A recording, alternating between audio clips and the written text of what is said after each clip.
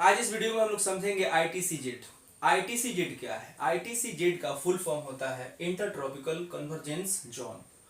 असल में यह एक काल्पनिक सांकेतिक रेखा है जो धरती के ऊपर लो एटमॉस्फेरिक एरिया को दिखाने का काम करता है। धरती के ऊपर लो एटमॉस्फेरिक एरिया को दिखाने का काम करता है।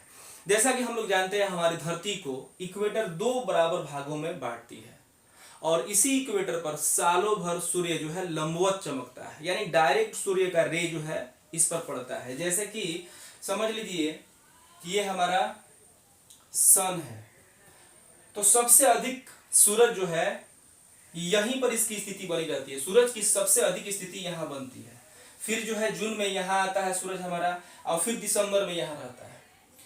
तो लेकिन सबसे अधिक समय सूरज कहाँ देता है? तो इस इक्वेटर वाले एरिया को देता है, जिसके वजह से डायरेक्ट जो है सूरज का रोशनी इस एरिया पर पड़ता है और पड़ने की वजह से सबसे ज्यादा यह गर्म एरिया बन जाता है। सबसे ज्यादा एरिया यह गर्म होता है, जिसके वजह से यहाँ की जो हवाएं हैं वो सूखी होती हैं, सूख जाती है, यानी मॉइस्चर उसमें से खत्म हो जाता है और ये हवाएं हल्की होकर के ऊपर उठ जाती हैं।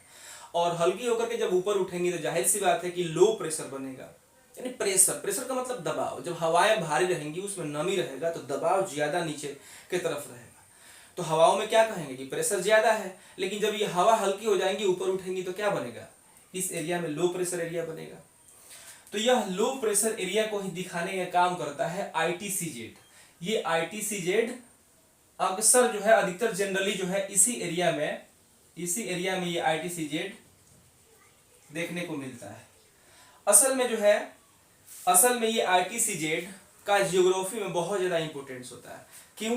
क्योंकि ये पूरे ग्लोबल क्लाइमेट को प्रभावित करने का काम करता है, यानी पूरे विश्व के जलवायु को जो है प्रभावित करने का काम करता है। इसीलिए आईटीसीजेड जो है एक बहुत बड़ा इंपॉर्टेंट टॉपिक होता है ज्योग्राफी के लिए।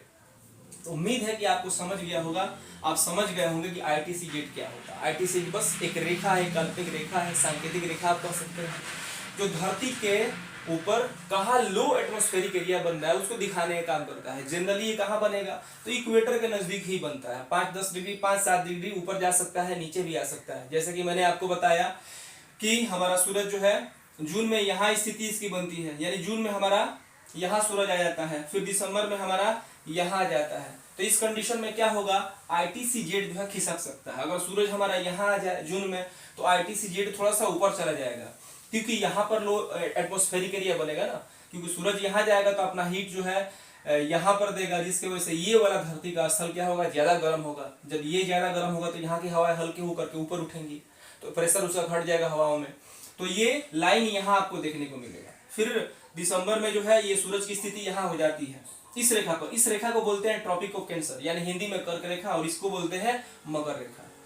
तो ये सूरज के पोजीशन में जैसे जैसे चेंज होता है, वैसे वैसे हमारा आईटीसीजेड भी बदलते रहता है, ऊपर नीचे खिसकते रहता है, क्योंकि सूरज के हीट के कारण ही लो एटमॉस्फेरिक एरिया और हाई एटमॉस्फेरिक एरिया क्रिएट होता है, और इसी के कारण ये हमारा आईटीसीजेड भी मूव होते रहता है, कभी ऊपर कभी नीचे। तो उम्मीद है कि आईटीसीजेड आपको समझ में आ गया होगा। अगर इससे संबंधित अगर आपको कोई भी डाउट हो तो आप कमेंट जरूर करें।